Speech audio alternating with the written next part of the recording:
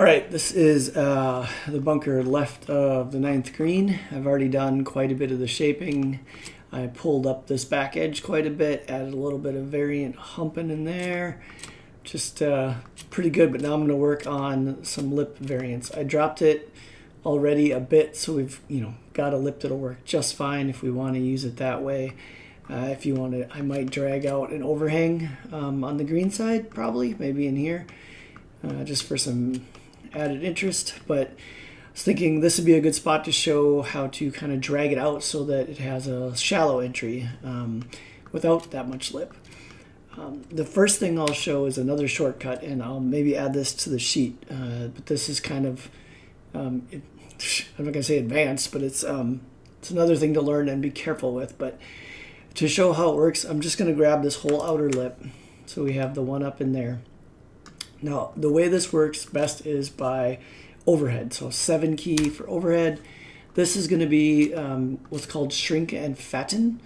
Maybe I did mention in there, I'm not sure. So the difference between a scaling and shrink fatten is that you're not going to see it as well in this bunker. Maybe. I'm just going to do scale first. So I'm going to just make the whole thing bigger. Now, when I do that, because this is kind of a normal shape, it's not as easy to see. But if you look carefully, you can see that the long edges, the top and bottom, are going farther away than the side edges, because scale has to do with proportion. So if you have a very strange shape bunker, one of the really unique fingering bunkers, scale is not going to work at all because it's just not going to work. But what you can do is Alt-S is shrink fatten, and what it should do is move apart and larger in all directions equally. So Alt-S, and you'll see that it's going to move out exactly the same from all ways, whether you're proportional or not. You can use that to just make the lip more vertical everywhere at once, because as we go out, you can see with how we have our proportional working, it's going to either affect everything to make a more vertical lip, or it could drag out farther like that. The one thing you have to be careful on this, you can also use it to make it shallower. You'll see that even when you're in overhead view, it's still going to work on the up-down axis. So if I do that and then I go into the side view, you'll see that it's actually changed the height. It's a little lower than it was before. That's pretty easy to fix. You go to any view, grab the G key, go to Z, and then you can just move it back up where you want it. So that's one trick for changing kind of the extreme of the entire lip. Now to do something where it's more or less,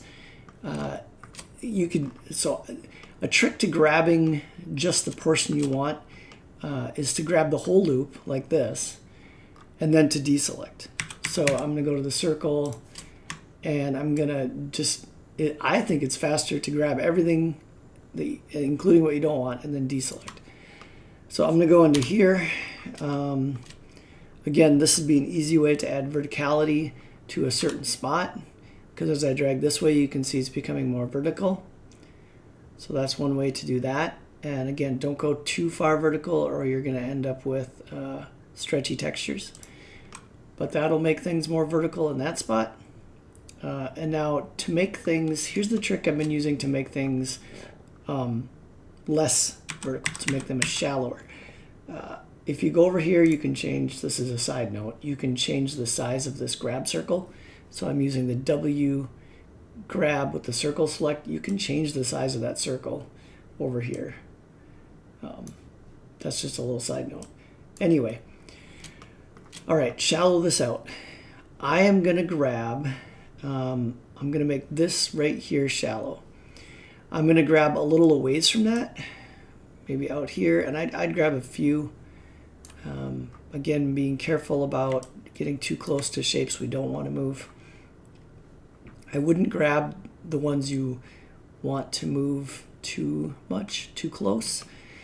Now from a top view, using proportional editing, if I'm in top view and I grab that and I make this large enough that I'm influencing the bunker itself, as I pull it, yes, I'm making the bunker a little bigger than the real shape, but as you pull it away, if I go extreme, that's going to make it of a gentle slope because because I'm in top view, I'm not changing the height at all. So I'm just making that decrease in depth over a larger period of area. So I don't know if I can do it. I've found that doing it from farther away works better. Mostly I just don't want to run in and overlap like that.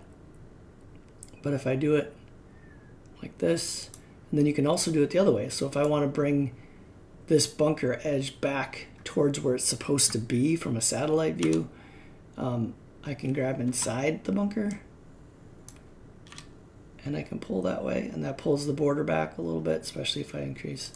Now if I look at it from the side, shallow. So then with vert painting, if I'm just not painting as much dirt in, or maybe I'm painting more dirt in, then I'm going to get a shallow entry changing to a deeper entry over there, things like that. And then of course I'm still combining that with stuff like just kind of grabbing a few places here and there, and then going with a vertical change just to kind of give those interesting humps and bumps and stuff like that.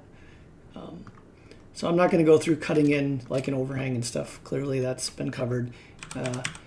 The other thing I don't remember if I've mentioned is smoothing, but smoothing only works on individual shapes. So if I wanted to smooth this whole area, I'd have to join and merge verts on everything. Which it's totally doable at this point. Maybe I will do that just to make sure. So I have joined with my rough shape.